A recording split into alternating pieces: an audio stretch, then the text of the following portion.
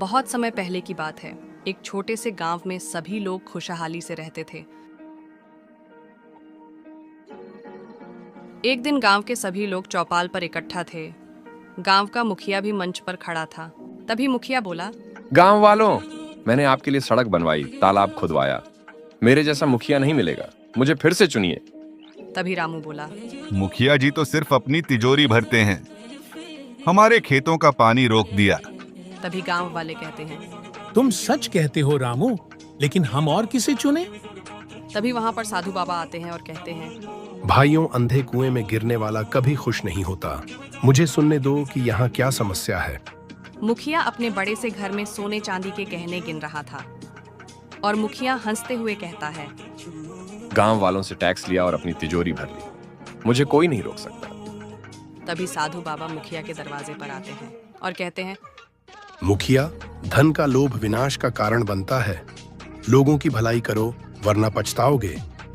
ये बात सुनकर मुखिया गुस्से से भर जाता है और कहता है, तुम्हें मेरी चिंता करने की कोई जरूरत नहीं है। मुखिया साधु बाबा की बातों को अनदेखा कर देता है।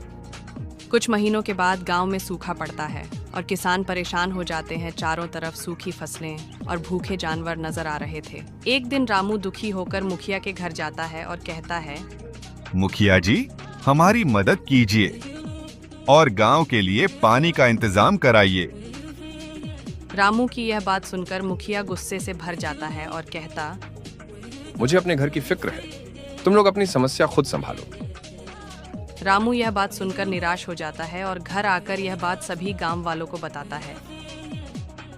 गांव वाले भी मुखिया की बातों को सुनकर दुखी हो जाते हैं और सभी गांव वाले साधु बाबा के पास जाते हैं और कहते, बाबा, हमें अब मुखिया जी से कोई उम्मीद नहीं है कि ओ हमारी मदद करेंगे। तभी साधु बाबा कहते हैं, सच्चाई और मेहनत में बड़ी ताकत है। एकजुट होकर काम करो, भगवान तुम सबका मदद अवश्य करेंगे। सभी गांव वाले मिलकर तालाब की सफाई करते हैं और पानी का इंतजाम करते हैं। उनकी मेहनत से खेत फिर से हरियाली से भर जाते हैं। तभी रामू गांव की खुशहाली को देखकर गांव वालों से कहता है कि सच में हमारी मेहनत रंग लाई। अब हमें उस चालबाज मुखिया की कोई जरूरत नहीं है। तभी गांव का एक बूढ़ा आदमी बोला, तुम सही कहते हो रामू, हमें मेहनत और एकता का रास्ता मिल गया है। गांव में एक नई ऊर्जा और आत्मनिर्भरता का माहौल बन जाता है। गांव वाले हर काम में एक दूसरे की मदद करते हैं। उधर मुखिया की तिजोरी खाली हो चुकी थी और उसका घर जर्जर हो गया था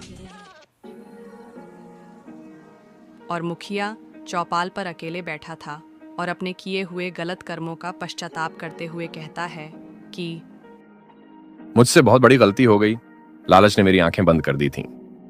मुखिया यह बात सोच ही रहा था कि उतने में वहां साधु बाबा आ जाते हैं और कहते हैं कि मुखिया, तुम्हारे पश्चाताप करने का यही सही समय है। गांव वालों के साथ मिलकर काम करो, यही एक मुखिया होने का सच्चा नेतृत्व है।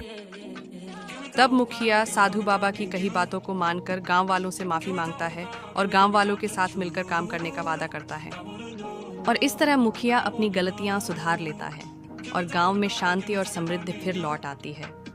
तभी रामू कहता है कि देखो, बाबा जी की कही बातों ने हमारे गांव को बदल दिया। अब हर कोई मिलजुल कर काम करता है। सभी गांव वाले साधु बाबा के उपदेश को अपने जीवन में अपनाने का संकल्प लेते हैं और मुखिया भी अब अपनी जिम्मेदारी को ईमानदारी से निभाता है। तो दोस्तों, हमें इस कहानी से यह सीख मिलती है कि लालच से हमेशा बचना चाहिए। मेहनत, ईमानदारी और एकता से जीवन में हर मुश्किल को हल किया जा सकता है। जब हम दूसरों की भलाई सोचते हैं तो हमारा जीवन भी बेहतर बनता है।